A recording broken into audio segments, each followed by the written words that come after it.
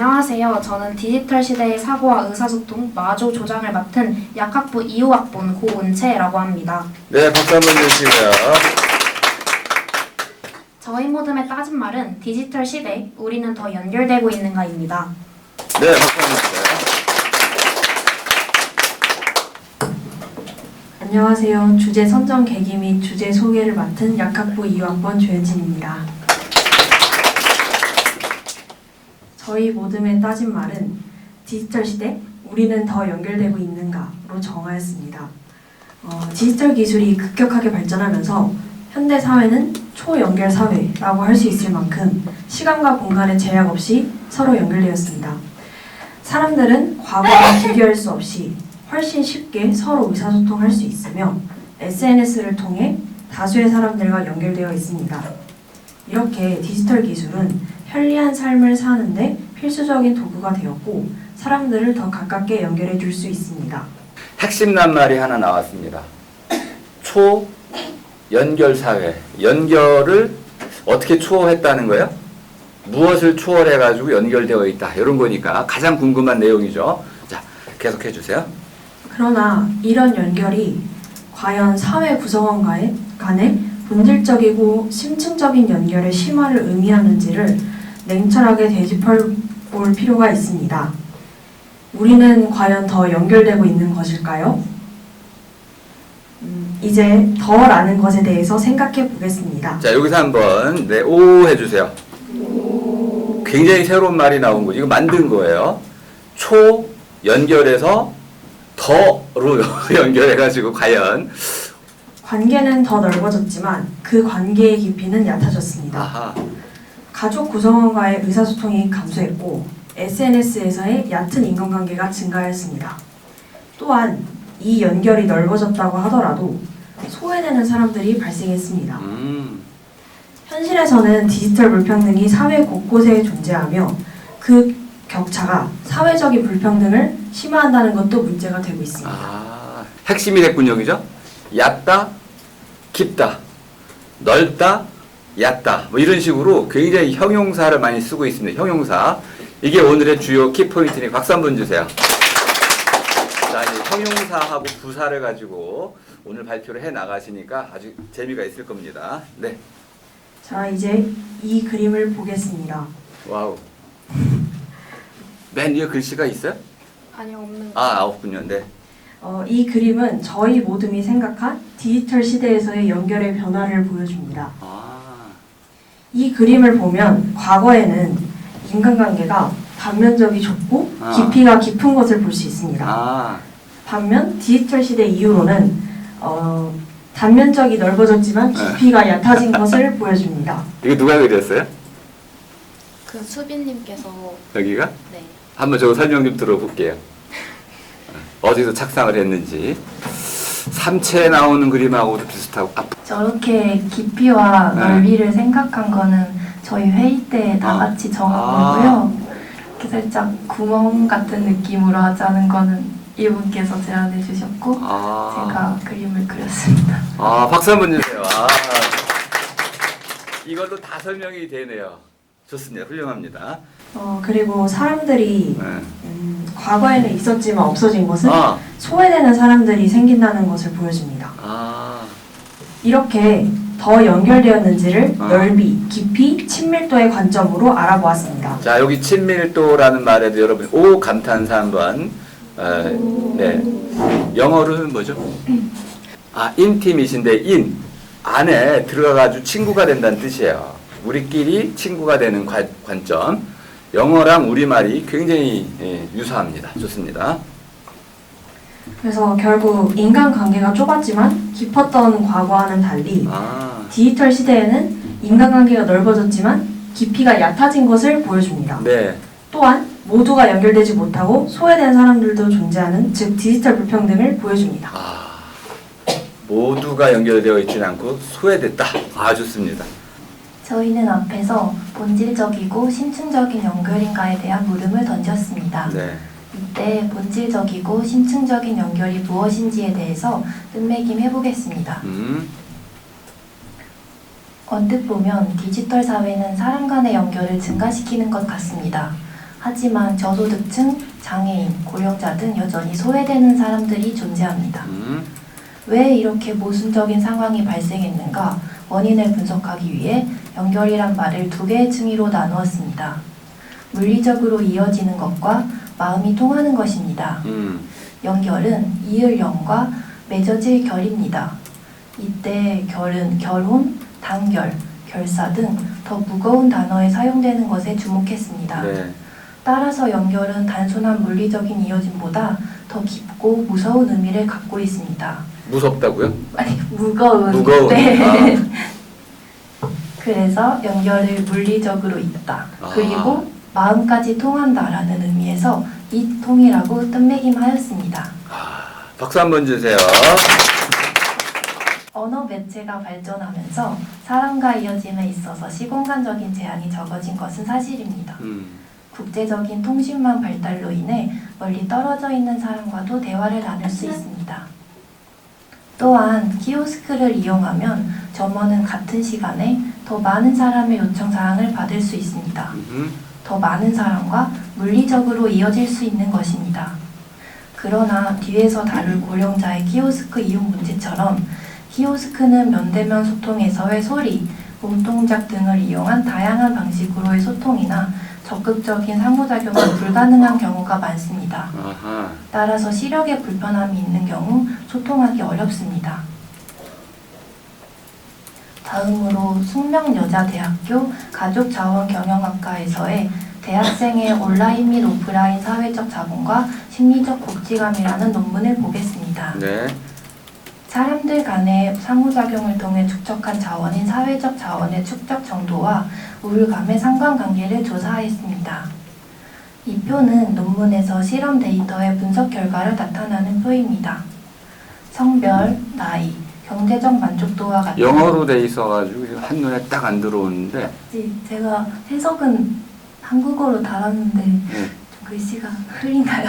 흐려서 네. 그렇구나. 그러면 네네.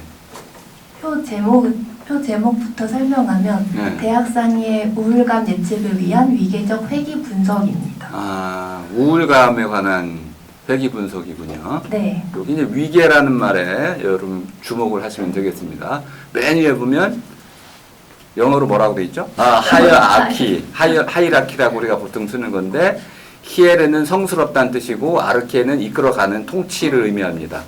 그러니까 무엇인가 주도가 돼가지고 쭉 이끌어가는 건데 우울증의 정도가 사람을 지배했을 때 계측을 몇 가지 단계로 나눠가지고 우울증이 사람을 얼만큼 이끌어가는지 그 척도를 잰다는 뜻입니다. 여기서 표에서 분석할 때 변수로 고려한 것이 성별, 나이, 경제적 만족도 이런 사회인구학적 변수를 고려했고요. 사회적 자본을 고려했는데 사회적 자본을 온라인에서 축적된 사회 자본이랑 네. 오프라인에서 축적된 사회 자본으로 나눠서 변수를 했습니다. 흥미롭네요. 네. 근데 모델 1을 보시면 네. 온라인 사회 인구학적 변수와 온라인 사회적 자본을 변수로 사용했고요. 모델 2를 보시면 거기에 더해서 오프라인 사회적 자본까지 추가해서 분석을 했습니다. 네네. 그래서 결과를 보시면 결과를 해석하는 방법은 저 베타 값의 부호를 보시면 되는데요. 그렇죠. 여기서 베타 값이 양수면 우울감이 증가하는 것과 연관이 있다고. 그렇죠. 베타 값이 음수면 우울감이 감소하는 것과 연관이 있다고 네. 해석하시면 됩니다. 네. 자, 그래서 모델 1을 보시면 온라인 사회적 자본은 우울감 감소와 연관이 있는데 네. 반면에 두 개가 있어가지고 네. 우울감 증가와 더 큰 연관이 있었습니다. 그렇군요. 박수 한번 주세요. 이런 표를 읽기가 어땠는지 한번 소감을 좀 말씀해. 잘 읽히지 않았을 텐데. 네, 저도 잘 읽히지 않아서 사실 제가 뭐 통계나 이런 걸 배우지 못했는데 네. 저 논문을 읽어보니까 그 저희 조에서 주제와 연관이 많이 있는 것 같아서 조금 해석하는데 공부를 좀 했습니다. 회귀 분석이라는 게 굉장히 도움이 많이 되는 거니까. 네, 좋습니다. 반면에 모델 2를 보시면 네. 온라인 사회적 자본은 모델 1에 비해서 그 연관이 줄어서 의미 없는 변수가 되었다고 보실 수 있습니다. 반면에 오프라인 사회적 자본은 경제적 만족도와 비슷한 수준으로 우울감 감소와 유의미한 연관이 있다는 결과가 나왔습니다. 그리고 그리고 R 제곱 부분 보시면 모델 2는 모델 1보다 설명력이 증가한 것으로 나타났습니다. 네. 그래서 논문 결과를 보았을 때 오프라인에서의 연결과 온라인에서의 연결이 질적으로 다르다는 것을 알 수 있습니다. 그리고 자, O 한번 해주세요. 네, 결론을 내렸는데 동의가 좀 되면 O 해주는 거죠. 네, 좋습니다. 그리고 저희는 이러한 질적인 차이가 바로 통함의 정도 차이에서 유리하다고 생각했습니다. 요건 박수 한번 주셔야겠네요. 오프라인에서만 사람들이 진정으로 통할 수 있고 진정한 의미의 연결이 가능합니다. 그러므로 우리는 이러한 질적 차이를 극복한 연결, 즉 이통의 차원에서 연결을 맺으면서 살아가야 합니다. 자, 거기 그 대시를 치셨는데 이유 좀 설명해 주시죠. 저번에 리허설을 했을 때 그냥 이통이라고만 하니까 이통, 치통 같다는 피드백을 받아서 그렇군요.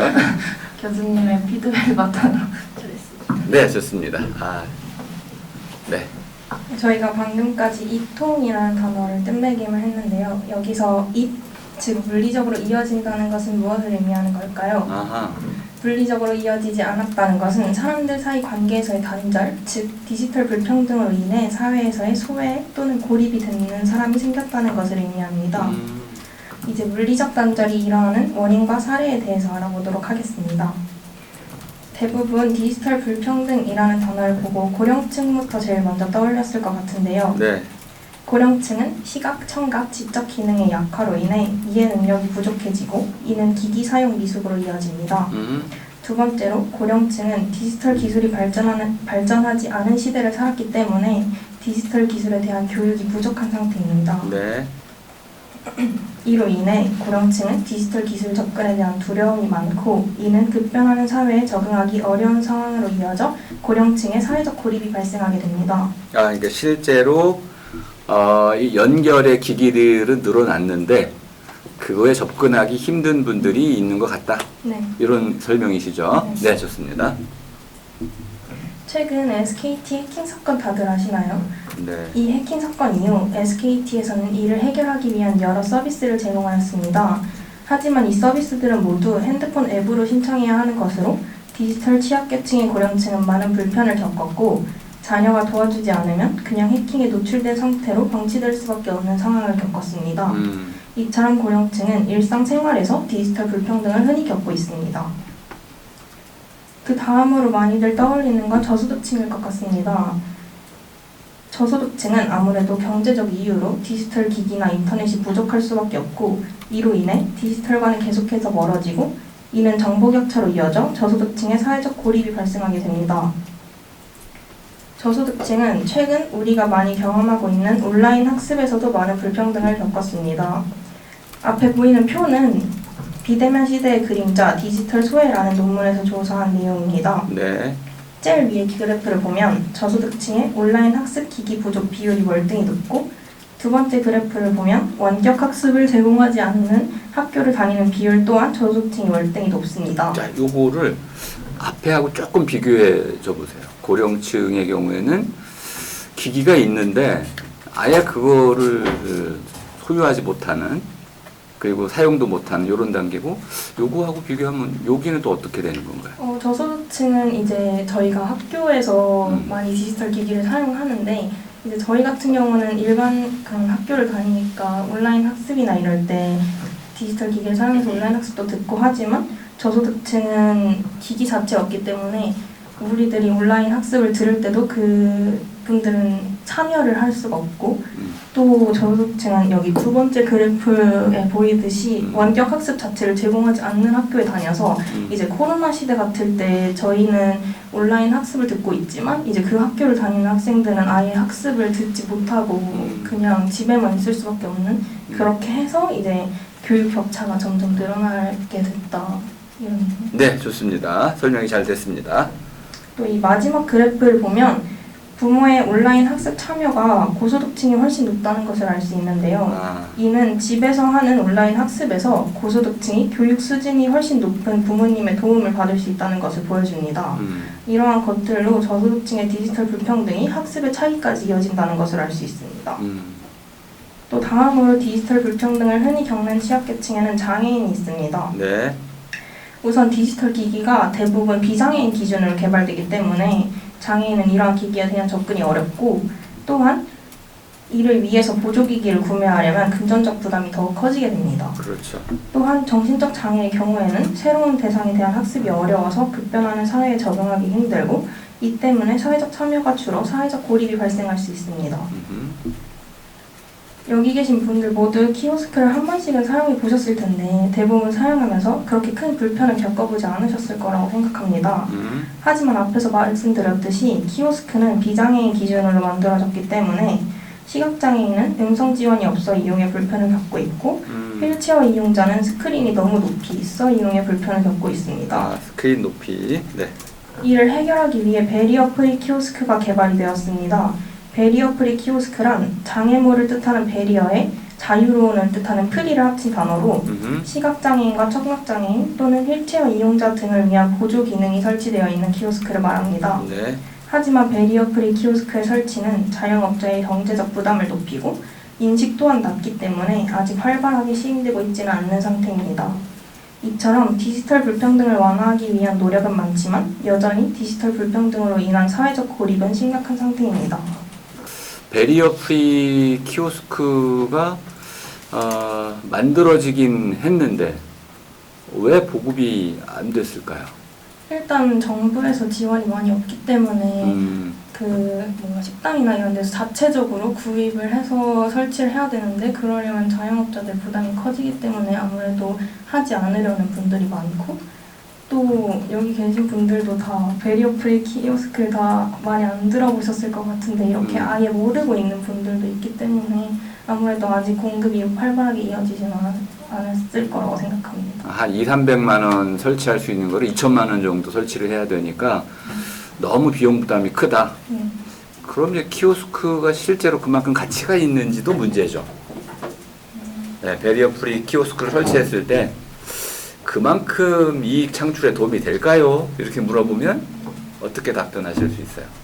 아무래도 저희가 앞에서 말씀드렸다시피 고령층 같은 경우에는 이제 디지털 기기가 보급이 되더라도 디지털에 대한 접근 자체에 두려움이 있기 때문에 또 저희가 키오스크를 설치하더라도 그런 걸 몰라서 아예 이미 두려움이 있기 때문에 안 가시는 분들도 있고 이렇기 때문에 이번에는 영상을 시청하시겠습니다. 와우.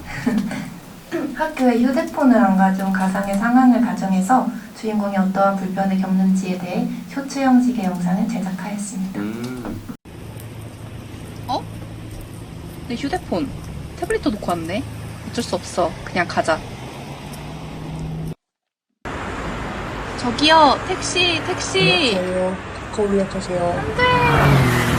예약하세요. 안 되겠어. 버스라도 타고 가야지. 휴, 아직 9시 9분이네. 휴대폰 없는데? 회의용을 할 수가 없잖아.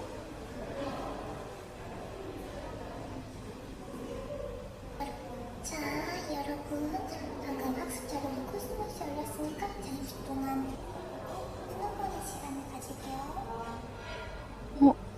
안 돼! 저 교수님, 제가 휴대폰을 놓고 와서 그런데 출석이 안 돼가지고. 학생, 이번만 출석으로 해드릴 테니 감사합니다, 교수님. 너무 힘든 하루였어. 디지털 기기를 반나절만 못 썼는데 너무 불편했어. 이런 디지털 세상에서 디지털에 익숙하지 않은 분들은 매일매일 정말 힘드셨겠지? 자, 박수 한번 주세요. 제작은 저희 둘이서 했고요. 네. 오늘 출연해주시고 녹음하고 나머지 편집은 제가 했습니다. 아, 카메라는 휴대폰으로. 네. 아, 그렇군요. 자막은 혹시 늘 생각을 안 해보셨죠? 재밌는 뭐 이런 거. 나름 처음이라서 효과음이랑 그 정도까지밖에 생각을 못한 것 같습니다. 아, 좋습니다. 네. 저희가 설문조사도 진행했었는데 시간이 조금 부족해서 간단히 그 결과만 언급하자면 이게 저희가 주위에서 흔히 발생할 수 있을 만한 것들에 대해서 경험을 해봤냐고 한 설문조사였고 약 100명 정도가 응답했는데 그 자료조사 능력이 모두가 다 다르니까 디지털 기술에 대한 능력이 그래서 그런 걸로 인해서 좀 힘들었다는 경험도 많았고 GPT를 얼마나 잘 질문하냐에 따라서 얻는 응답도 달라서 이런 거에서의 불평등도 한번 경험해봤다고 응답하는 사람들이 많았습니다. 요거는 그 결과를 조금 분석 설명이 좀 필요해 보이는데 자료조사 능력 차이라는 게 제미나이하고 GPT-4o 사이에도 자료조사 능력 차이가 있어요. 사람만 있는 게 아니고 그러니까 어떠한 AI를 쓰느냐에 따라서도 여기 학습 기기 차이라고 나와 있는 부분 같은 건데 GPT 일반형 보급형이 있고 4o가 있고 요것도 차이가 있죠, 그죠?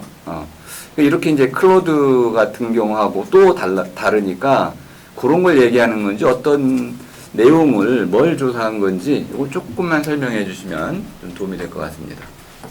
저 설문조사를 저희 단톡방에도 올리고 지인에게 돌리면서 네. 저희도 한 번씩 참여를 했는데요. 저도 교수님이 말씀하신 학습기기 차이와 네. 거기에 제가 한 표 던졌습니다. 일단 꼭 지금은 다들 태블릿 가지고 계시겠지만 네. 저 고등학생 때는 돈도 없고 부모님 그렇죠. 하셔야 되는데 네. 다들 있고 저만 없으니까 불편해가지고 그런 점을 썼고요. 저도 뭐 컴공 다니면서 이 프로그램이 안 돌아가서 조금 고생을 해서 그런 점을 썼습니다. 부모님이 그 학과의 그 특성을 잘 모르셨나? 그냥 어떻게든 하라고 하셨습니다. 네가 알아서 해라. 네. 다음은 심리적 부분 연결에 넘어가서 설명을 해보도록 하겠습니다. 히키코모리, 고독사, 집순이, 집돌이, 나홀로족, 혼밥, 혼술, 혼영 이 단어들의 공통점에 대해서 혹시 생각을 해보셨나요? 이거는 한 명에 집중된 단어들이라는 걸 알 수 있는데요. 이런 단어들을 통해 우리는 얕은 연결을 넘어서 개인화가 추구되고 있다는 것까지 한번 생각해 볼 수 있습니다. 저희가 관련해서 시민 인터뷰 영상을 진행했었는데 SNS 시작 전후의 인간관계 차이와 그 둘 중에 어느 쪽이 더 낫다고 생각하는지 그 이유랑 함께 말씀해 주세요. 저는 SNS가 친하지 않은 관계에서 더 유용하다고 생각합니다. 친하지 않은 상태에서는 마팔로우 등을 통해서 인맥을 더 넓힐 수 있고 친해질 수 있는 수단이 될 수 있다고 생각합니다. 저는 최근에도 3년 동안 만나지 않은 친구랑 연락이 닿아서 최근에 만나고 온 경험이 있습니다. 그리고 반대의 경우에 이미 적당히 친한 경우에서는 오히려 독이 될 수 있다고 느꼈습니다.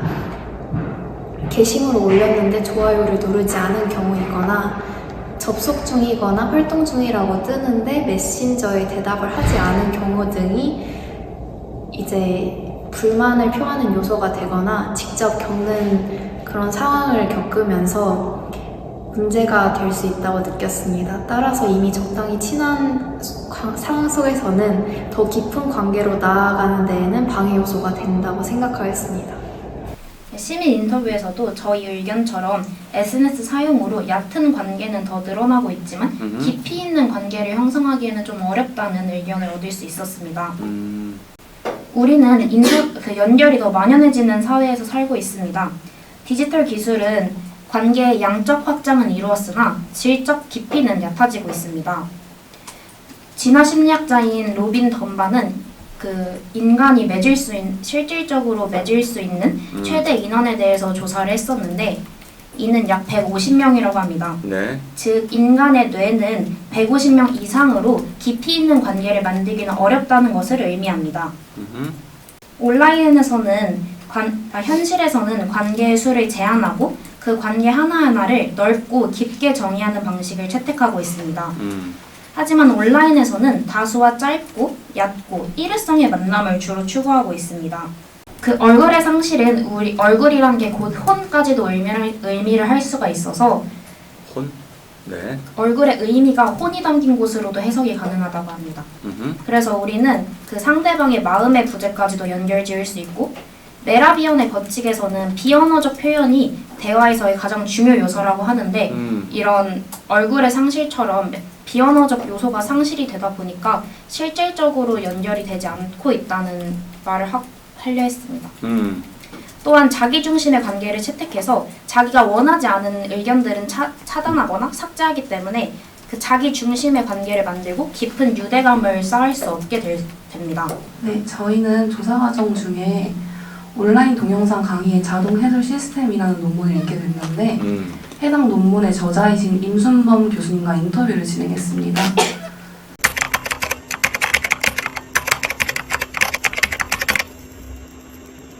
그러니까 제일 중요한 사회적 인식이고 사회적 인식 여기서부터 모든 게 출발이 되고 사회적 인식이 떨어지면은 기술 개발도 안 되고 법제도 다 안 돼.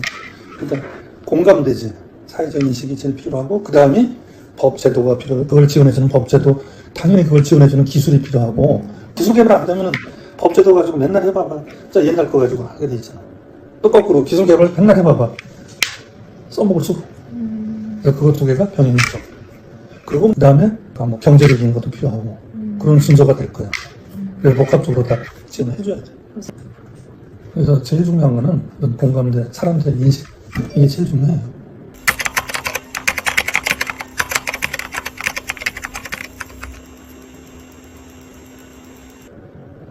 오늘보다 내일이 낫고 내일보다 모레가 나아지는 그런 개념인 거지.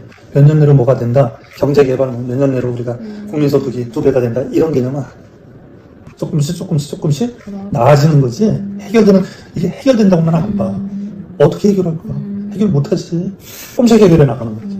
간단하게 요약하자면은 교수님과의 인터뷰를 통해서 디지털 불평등 해소의 출발점이 기술이나 제도 이전에 사회적 인식의 전환에 있다고 알게 되었습니다. 그걸 기반으로 해서 우선 다양한 기술이나 제도 그리고 교육에 따라서 많은 말씀을 해주셨는데요. 우선 지금 시간이 너무 없어서 좀 넘기고 저희가 교수님의 말씀을 바탕으로 디지털 약자의 사회적 인식 개선을 위한 실천 방향을 생각해 봤는데 우선 두 가지가 있었습니다. 우선 첫 번째는 심리적 장벽을 낮추는 환경 조성이었고요. 이거는 예를 들어 키오스크 화면에 천천히 하셔도 괜찮습니다. 이러한 문구를 부착해서 기기 사용에 어려움을 느끼는 분들의 부담이 줄고 사회 전체가 디지털 약자를 배려한다는 신호로서 기능할 수 있도록 하려 했습니다. 그리고 2분 이내에 끝내주세요. 네. 그리고 두 번째는 공감 중심의 교육과 홍보 캠페인으로 예를 들어 디지털 약자는 누구나 될 수 있다는 메시지를 담은 홍보 콘텐츠를 제작해서 사회 전체가 공감하고 책임을 나누는 분위기를 만들어가는 것이 중요하다고 생각했습니다. 네, 다음에 정리 부분 들어갈게요. 저희는 앞에서 말했다시피 얕은 연결과 물리적 단절로 인해서 많은 문제가 발생되고 있기 때문에 이통의 측면에서의 연결을 통해서 디지털 시대임을 인정하고 더 의미 있는 연결을 추구해야 된다고 주장을 하는 발표를 진행했습니다. 저희가 항상 그 디사이 수업 때 토론을 했었잖아요. 그래서 새로운 물음 같은 걸 하나 던지면서 여러분이 스스로 생각을 해볼 그런 고민을 던져주고 발표를 마무리해볼까 합니다. 저희는 오늘 더에 집중해서 친밀도, 넓이, 깊이의 측면에서 사람과 사람 간의 연결에 대해서 설명을 드렸습니다. 근데 이 연결이라는 게 과연 사람과 사람 사이에서만 가능한지 한번 고민을 해보셨으면 좋겠습니다. 우리가 로봇에 대해서 수업 때 굉장히 많이 다뤘는데 로봇과 사람 간의 그런 관계를 연결이라 표현을 할 수 있을까요? 사랑에 빠진다면 그걸 연결이라 표현할 수 있을지 고민해보시면 좋을 것 같습니다. 또 한마디만 덧붙이자면 우리가 자율주행 자동차도 상호작용한다고 표현을 하는데 그러한 것도 과연 사물들 간의 연결이라고 표현을 할 수 있을지 한번 고민해보면서 이 발표를 마무리하시면 좋을 것 같습니다. 감사합니다. 네, 좋습니다. 발표 잘 들었고요. 자, 그럼 이제 지금부터는 총평부터 좀 듣도록 하겠습니다. 안녕하세요. 심사를 맡게 된 약학과 2학번 임지은입니다. 네. 이번 이번 발표는 디지털 시대의 불평등, 외로움이라는 주제를 중심으로 사회적 관계, 소외되는 사람들, 특히 온라인 기반의 소통이 인간의 정서에 미치는 영향을 분석한 점에서 주제가 현대사회의 문제점을 잘 반영하고 있다는 점에서 시의적절하다고 판단됩니다. 먼저 발표 전체의 짜임새가 뛰어난다고 느꼈습니다. 각각의 주장의 논문, 인터뷰, 통계 자료가 전략적으로 배치되어 있었고 단순히 정보 나열의 기능보다는 주장의 설득력을 높이는 방식으로 활용되었다고 느껴졌습니다. 특히 청자가 의문을 가질 만한 지점을 미리 설명을 배치해놓은 구성 방식이 발표의 흡입력을 폭발적으로 높였고 30분 동안 끝까지 집중력을 유지할 수 있게 해준 요인인 것 같습니다. 그 다음으로 강조하고 싶은 것은 피드백 반영 능력입니다. 지난 발표에서 이통함이라는 개념이 다소 모호하다는 지적이 나온 것으로 기억하고 있습니다. 이번 발표에서는 그 피드백을 분명히 인식하고 상당한 노력을 통해 개념 정의와 예시를 구체화했다는 게 느껴졌습니다. 듣는 사람 입장에서 그 개념이 무엇을 의미하는지, 그 개념을 바탕으로 어떤 내용을 전달하고자 하시는지 잘 이해할 수 있었습니다. 네, 알겠습니다. 또 말씀드리고 싶은 것은 쇼츠 영상 활용 방식입니다. 같은 숙명인으로서 회의형 문제같이 저희도 겪을 수 있는 핵심적인 문제를 재치있고 직관적인 방식으로 전달했다는 점이 매우 좋았습니다. 하지만 발표를 들으면서 아쉬웠던 점은 얕은 관계의 다소화라는 현상을 분명히 문제로 지적하고 있음에도 불구하고 그에 대응하는 직접적인 해결 방안은 상대적으로 부족했다는 것입니다. 발표 후반부에서 주로 디지털 소외계층을 위한 접근성 개선 같은 해결책이 중심으로 나온 것으로 기억하는데 이 부분은 연결의 불균형 문제를 해소하려는 노력으로서는 타당하다고 생각하지만 초반에 지적했던 관계의 얕음이라든지 심리적 고립 문제, 즉 질적인 관계의 부재가 낳는 외로움에 대한 대안은 명확히 제시되지 않았던 점이 아쉽습니다. 종합적으로 보면 이 발표는 기획력, 자료 활용 능력, 발표자 태도, 그리고 전달력 모두에서 높은 수준을 보여준 사례라고 생각합니다. 특히 피드백을 적극적으로 수용하시고 발표 내용을 구조적으로 개선해내는 점이 정말 대단하다고 생각합니다. 이상입니다. 네, 좋습니다. 심사를 맡게 된 약학부 25학번 김지민입니다. 네. 우선 발표에서 좋았던 점은 SKT 해킹 사건, 키오스크, 그리고 팬 활동 중에 발생한 문제와 같이 저 또한 실제로도 경험을 해보았고 여기 앉아 계신 누구나 쉽게 겪어보기 충분한 것들을 예시로 설명을 해주셔서 이 따진 말과 문제의식을 더 잘 받아들일 수 있었던 것 같습니다. 그리고 연결이라는 단어의 한자 뜻을 끌고 와서 이를 분석하시고 더 나아가서 이통함이라는 새로운 단어를 끝매김한 것이 인상적이었습니다. 그거는 어떻게 받아들여질만 했는지도 한번 평가를 해주시죠. 그 아까 앞에서 말한 것처럼 그 리허설 때는 좀 모호했다고 생각하는데 이번엔 잘 받아들여졌던 것 같아요. 두 번째 들으니까 좀 수용도가 높아졌다. 네. 아, 좋습니다. 박수 한번 주세요. 이런 게 중요합니다.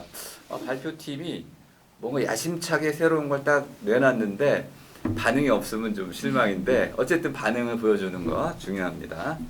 그리고 발표도 유기적으로 잘 진행되고 발표 자료도 잘 준비하셔서 내용이 잘 전달됐던 것 같고요.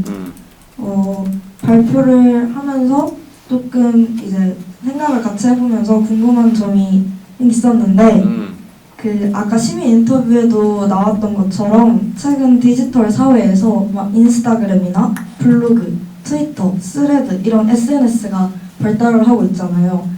그래서 이에 따라서 사람들 간의 의사소통이 늘어나고 있고 SNS를 통해서 자신의 일상을 공유하는 사람이 많아졌다고 생각을 하고 저도 실제로 그러고 있습니다. 그래서 이로 인해서 이전보다 서로의 삶의 많은 부분을 알고 함께할 수 있다고 생각을 하고 저도 SNS가 있어서 오히려 이 사람과 더 계속해서 연결될 수 있다 라고 생각한 적이 다수 있었습니다. 그리고 SNS를 통해서 자기 의견을 펼칠 방법이 많아지니까 마음속 깊은 얘기를 더 쉽게 털어놓는 사람들도 많이 봤고요. 그래서 저는 오히려 디지털 시대에 마음이 더 통하고 연결이 더 많이 된 것 같다고 생각을 했는데 네. 이에 대해서는 어떻게 생각하시는지 궁금합니다. 자, 박수 한번 주세요.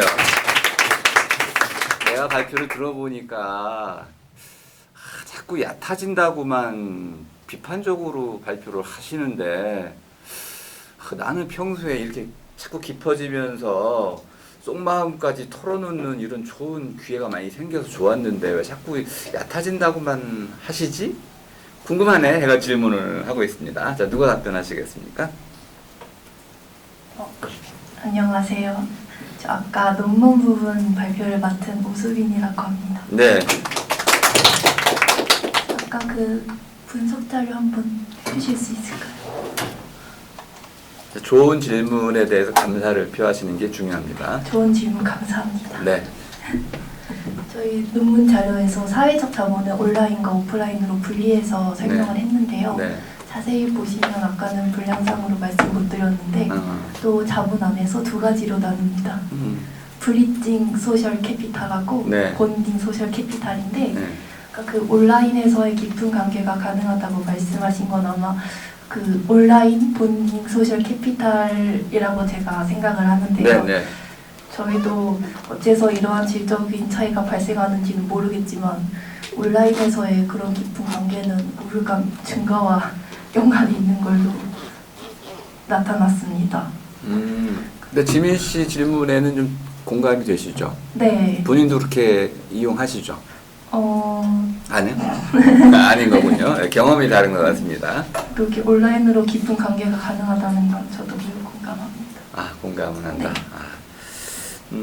그래서 어쨌든 여기 표에 보면은 본드라는 건 딱 달라붙는 거죠. 달라붙어가지고 서로 간의 유대가 강화되는 역할도 분명히 있겠죠. 네. 그런데 그것이 면대면으로 또는 아까 비대면, 비언어적인 그 소통 방식까지 가미되는 거하고 비교해 보자면은 네, 분명히 차이가 있다고. 어떤 부분이 자꾸 얕아진다는 거예요. 네. 전체적으로 깊어지지 못하고, 네. 선별적으로 깊어진다. 이렇게 표현할 수도 있는데요. 선택적인 만남. 보여주고 싶은 것만 보여준다. 뭐 이렇게도 우리가 이해해 볼 수 있는 뭐 그런 정도로 정리가 될 것 같습니다. 감사하고요. 안녕하세요. 심사를 맡은 약학부 유학과 정조입니다. 네. 저는 이 발표가 우리 사회랑 굉장히 깊게 연관되어 있는 것 같지만 사실은 인지하기는 조금 힘든 문제였던 것 같은데 이러한 주제에 대해서 발표를 하니 굉장히 신선하게 느껴졌고요. 또한 주제에 맞는 내용으로 굉장히 잘 발표를 하시고 논문도 찾는 걸 보니까 굉장히 열심히 준비를 하시는 것 같다는 게 느껴졌습니다. 또 그리고 이 발표에서 특히 얕은 연결을 넘어서서 개인화가 되어가고 있다는 말이 참 인상 깊었는데요. 거기 한 박수 한번 주시죠. 우리 정확히 짚어내 주셨습니다. 가장 인상적인 대목이었죠. 디지털 시대에서 인간관계가 점점 넓어진과 동시에 얕아지면서 오히려 단절된다는 점을 잘 표현한 것 같습니다. 네. 그리고 비장애인 기준으로 기술을 개발했다는 말도 굉장히 인상 깊었는데 다시. 비장애인을 기준으로 기술을 개발한다는 말이 굉장히 인상 깊었는데 왜냐면 한 번도 기술을 개발할 때 기술이 개발되었네라고 생각하지 이게 장애인을 기준으로 개발되지 않았구나라는 생각을 해본 적이 없다고 느껴서 예리한 비판입니다. 많은 생각을 할 수 있었던 얘기인 것 같아서 인상 깊었습니다. 네. 이러한 인상 깊은 말들을 발표에서 많이 해주셔가지고 발표에 더 집중을 할 수 있었던 것 같아서 좋았습니다. 네.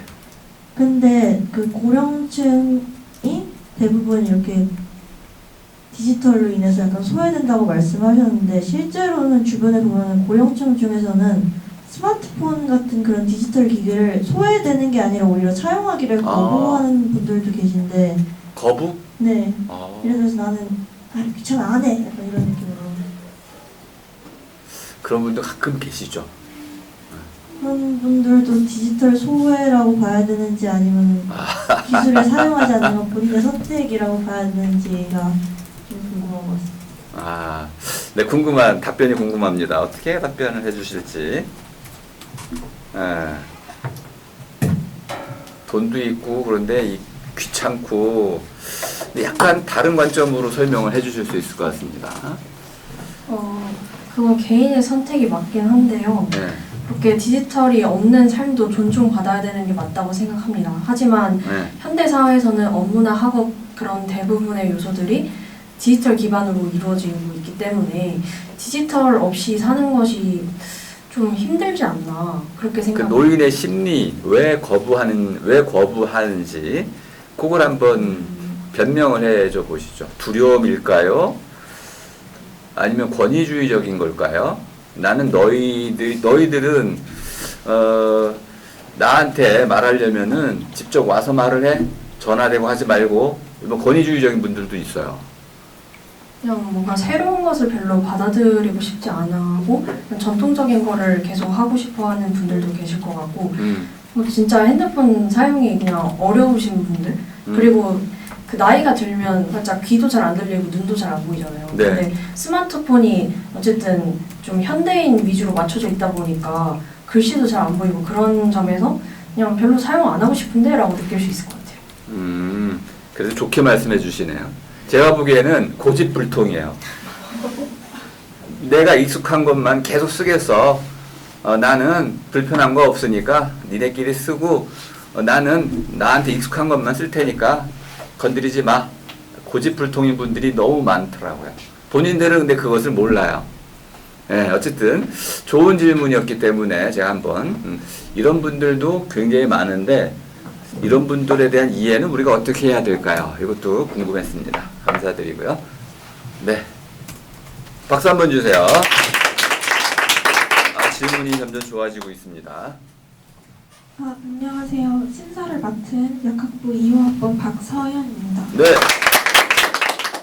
우선 저는 이번 발표에서 내용적인 측면에서 다양한 이제 논문들을 조사하고 거기에서 자료를 가져오고 거기에 덧붙여서 이제 동기들과 지인들에게 설문조사 그리고 이제 시민에게까지 인터뷰를 하고 그런 교수님과의 인터뷰도 준비하셨다고 했는데 네. 그런 방대한 자료를 준비한 점에서 엄청난 노력이 든 것 같아서 그 점을 조금 칭찬하고 싶었고요. 근데 조금 여기서 좀 아쉬웠던 점은 시간 관계상 이 방대한 자료를 저희에게 다 완전히 이해시키기에는 살짝 힘들었던 것 같아서 이 부분이 살짝 아쉬웠습니다.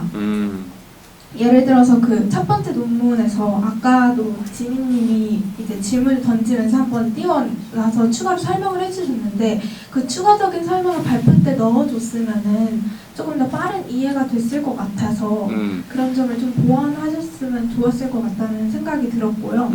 특히 교수님은 조금 신뢰할 만한 분이시니까 인터뷰를 봤으면 좋았을 텐데 그거를 놓쳤다는 게 살짝 아쉬운 것 같습니다. 근데 이번에 그 발표에서는 사람과 사람 사이의 연결에 관해서 다루면서 이제 연결이 더 깊어졌나에 대해서 이제 얘기를 하셨는데 마지막 부분에 사람과 사회의 연결이 조금 얕아지고 막 넓어지긴 했어도 그 사물과 기계 쪽에서의 연결은 어떻게 될 것인가 그쪽에서 만약에 이제 더 깊어질 수 있다면은 그게 더 보완이 될 수 있잖아요. 그래서 그런 방면에서 물음을 던져주신 게 좋고 저도 한번 시간 날 때 한번 고민해보고 싶은 주제인 것 같습니다. 그리고 마지막에 해결책을 제시해 주셨는데 사회적 인식 개선을 위해서 다양한 캠페인 같은 거를 벌이면 좋겠다라고 주장을 하신 것 같은데 이러한 해결책들이 사실 사회적인 문제다 보니까 효과를 두 눈으로 확인하기에는 조금 추상적으로 느껴졌어요. 그래서 이러한 해결책들이 실제로 어떻게 디지털 소비를 줄일 수 있고 어떻게 이통이라는 것을 강화할 수 있을지를 판단할 수 있는 척도나 방법 같은 게 있는지 좀 궁금합니다. 네, 좋은 심사였습니다. 마지막 우리 심사위원. 네. 시간이 조금 다 돼가고 있어서. 안녕하세요. 영어문학과 최혜연입니다. 네, 부탁을 드립니다. 일단 저는 다 직접 하셨다는 거에 되게 감명을 받았거든요.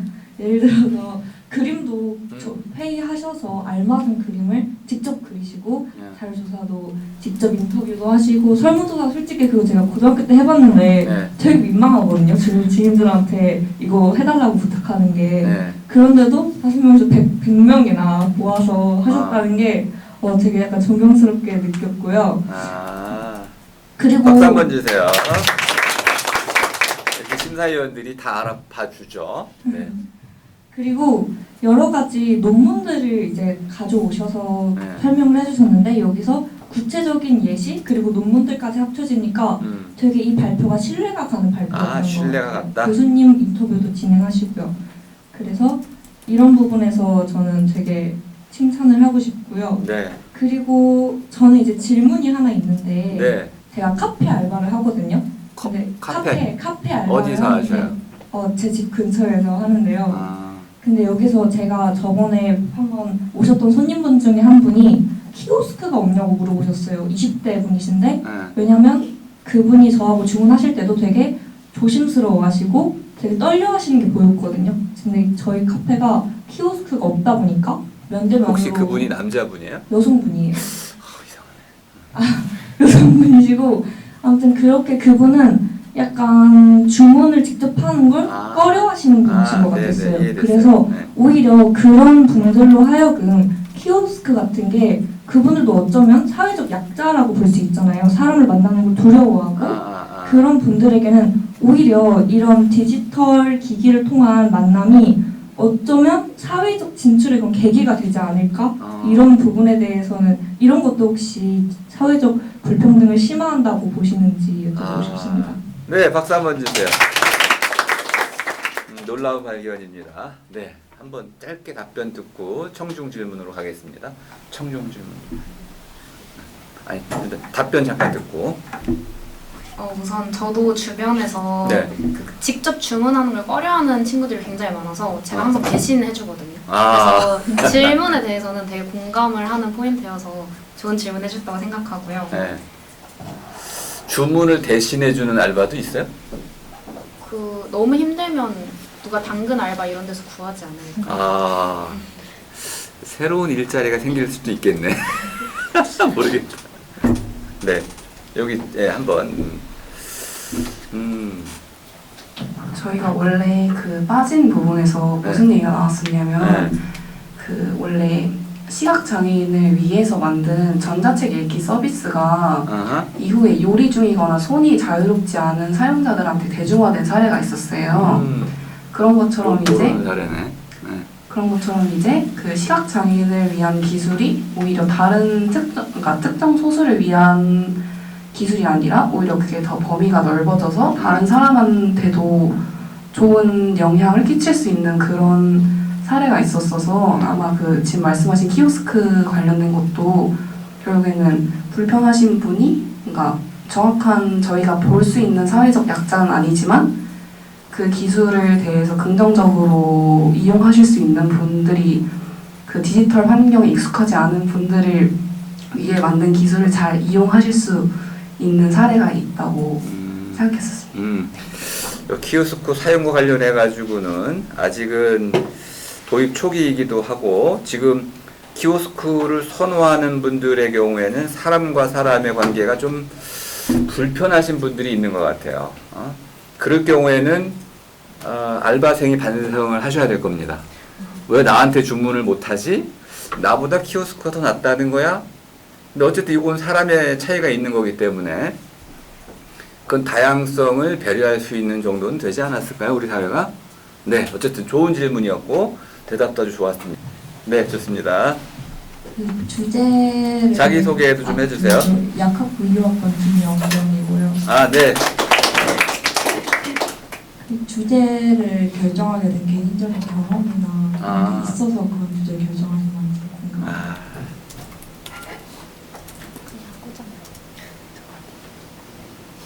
누구 주제였을까? 더라는 말이 참 매력적인데.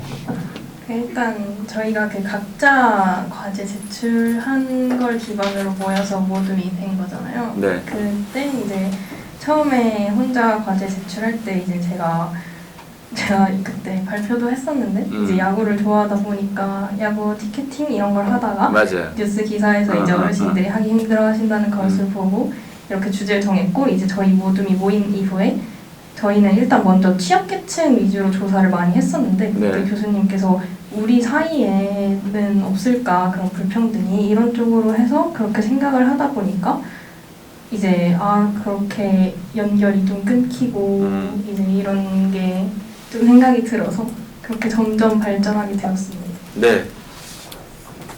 도움이 많이 됐습니다. 야구 티켓을 하는 가운데서 어떤 분은 못하고, 젊은이들 가운데도 또 매크로 돌리는 사람이 있으면 또 못하고, 이런 것이 기술의 문제냐 아니면 우리 사회적 인식의 문제냐 갈등이 되죠. 기술 문제도 있고 사회적 인식의 문제도 있고. 그런데 이것이 상대를 배려하면 참 좋을 텐데 왜 배려는 없는 거지?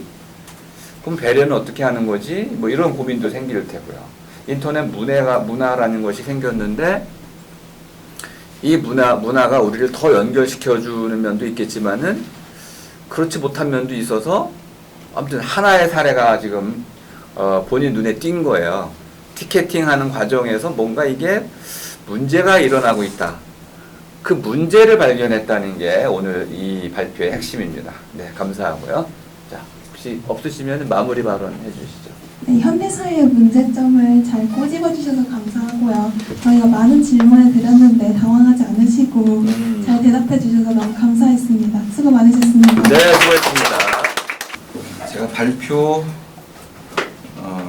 전날 한 8시, 9시 사이에 전화를 좀 해요.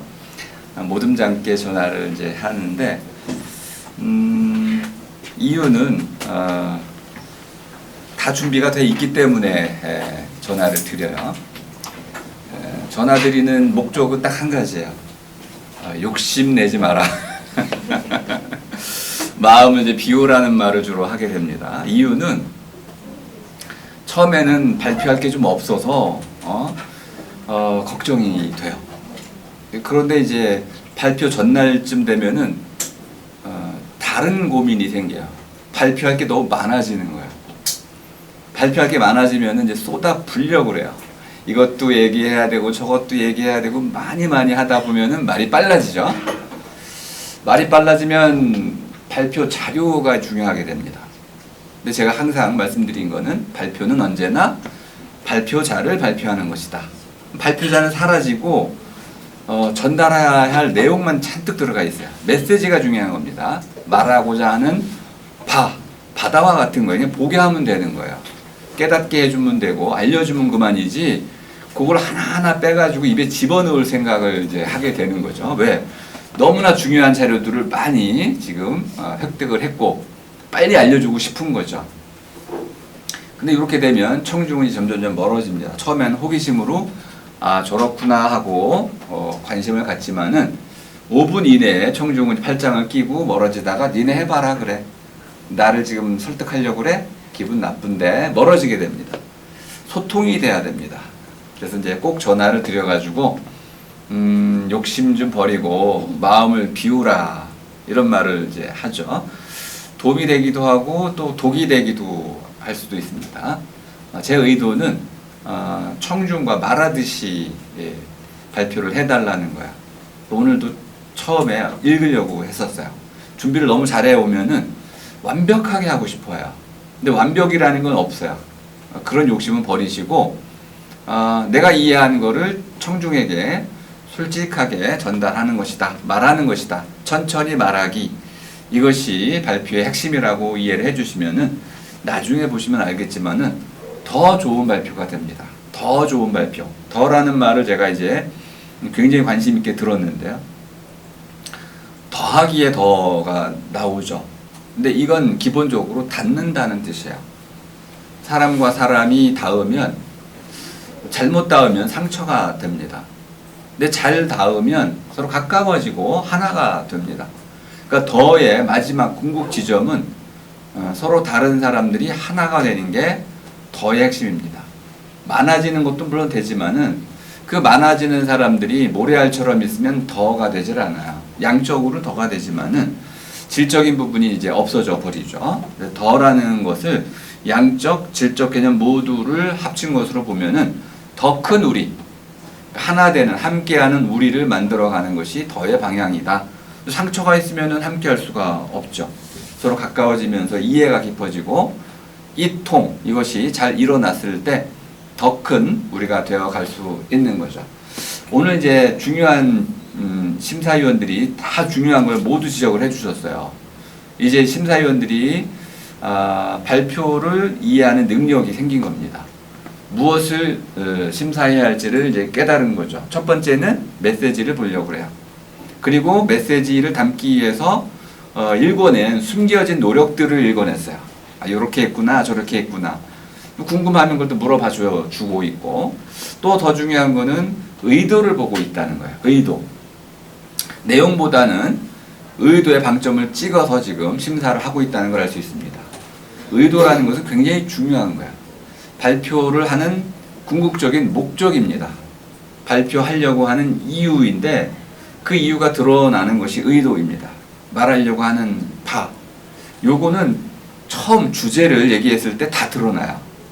그래서 만일 오늘 이제 은채 씨가 처음에 주제 발표했을 때 너무 짤막하게 하는 바람에 제가 다시 시켰잖아요. 이게 전체의 핵심이기 때문에 그렇습니다. 이 발표 주제를 딱 발표했을 때 청중이 오, 공감을 하면 그 뒤에 나오는 모든 내용은 다 수용이 됩니다. 그런데 처음 주제를 발표했는데 여기서 조금 청중의 반응이 미흡하면 새로 시작하는 게 낫습니다. 그래서 기본적으로 이건 이제 랍보인데 처음부터 살을 이제 비비는 처음 만나는 과정 악수를 하게 되잖아요. 악수를 해가지고 서로 힘차게 팔을 흔들었다. 이런 그 다음부터는 모든 게 다 만사 형통이 되죠. 근데 처음에 이렇게 발표 주제를 말할 때 여러분들도 적극적으로 들을 태도를 갖추고 있으니까 좋은 발표 주제가 나오면 오 또는 박수 해가지고 발표자들을 격려해 주시면 되겠습니다. 오늘은 제 생각에는 발표자들의 많은 준비 그리고 심사위원들의 성실한 심사 이 두 가지를 통해 가지고 흥미로운 그런 발표가 됐다 이 생각하고 감사드립니다. 자, 오늘 강의는 이것으로 모두 마치겠습니다. 수고하셨습니다.